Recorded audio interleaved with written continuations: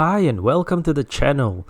In today's modern world, our ability to perform at optimum levels is impeded by open office settings and continuous bombardments of emails, social media distractions, and web surfing. In fact, a 2012 study showed that the average worker spends more than 60% of their work week engaged in electronic communication and internet searching. This leads to time wastage on menial tasks which don't bring much value. Hence, let's discuss some key strategies from deep work by Cal Newport. Deep work is defined as professional activities performed in a state of distraction-free concentration to push your cognitive abilities to their limits. This in turn creates new value while improving your skills and can be hard to replicate. In short, it is work that you do at peak focus with no distractions whatsoever.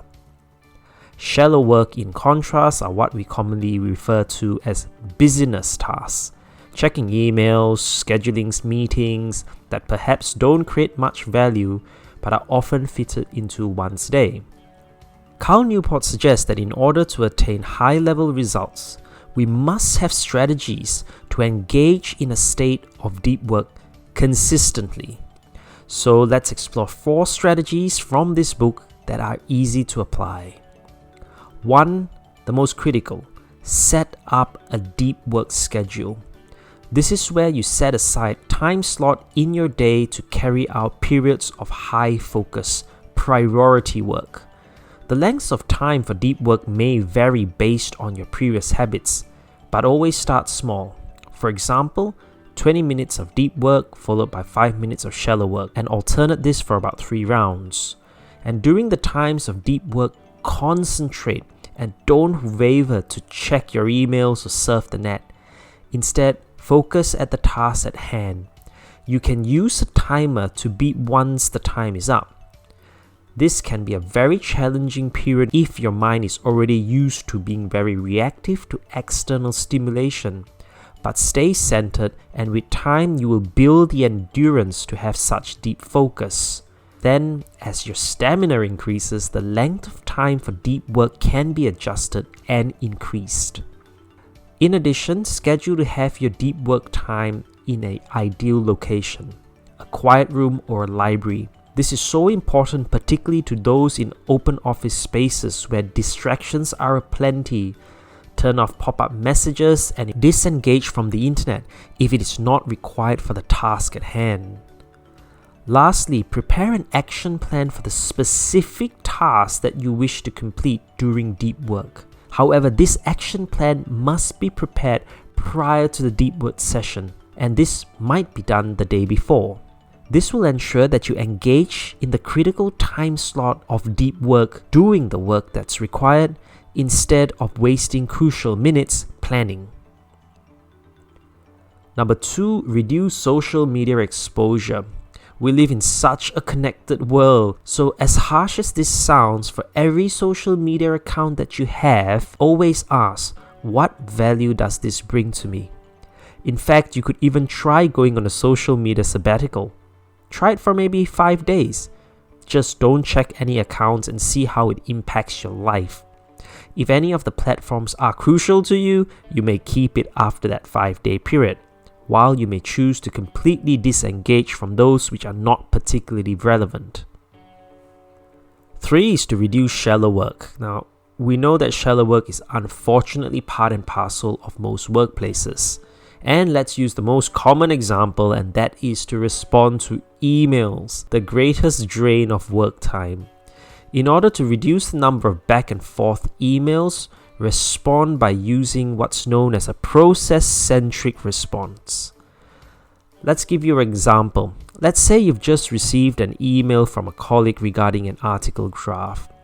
As a reply, you may say, "I'm going to read and send back the edited version by Monday, 8th of May.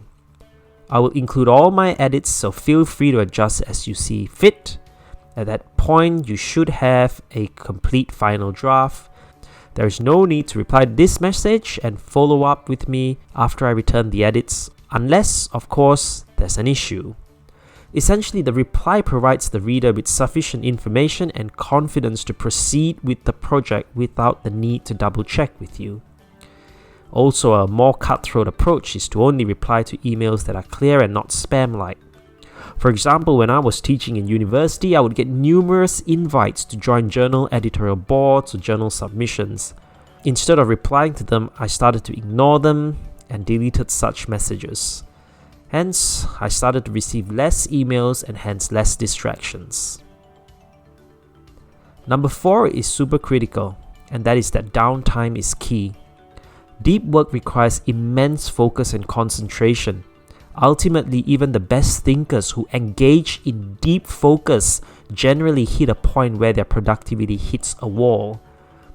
Now, downtime is a little different from short breaks. Downtime that we are referring to is the end of work, full stop time. This is when you completely shut down and engage in hobbies, leisure, socializing, or family time. So at the end of the day, have a shutdown ritual, which may last for about 10 to 15 minutes. This is when you perform a final email check and complete the action plan for the following day. Once these tasks are complete, that's it. No more work. Do not interrupt your downtime later in the evening with checking more emails, discussing a project with a colleague, or catching up on an approaching deadline. Because if you do this, you will rob your high concentration centers of the brain of the uninterrupted rest that they actually need to perform for the next day. Broadly, this book provides some really great insights into how to be more productive at work. However, some of the strategies are just as applicable to any facet of your life. It might be an art project, or maybe as a school student who wants to have a good studying routine. Ultimately, deep work doesn't come easy. It takes practice to master this skill. But once it becomes a habit, the combination of deep work and elimination of superfluous tasks will not only increase the productivity, but also, crucially, buy back your time to enjoy the other things in life. With that, I hope you gained value in this video. Please subscribe, comment, or hit the like button to help the channel grow.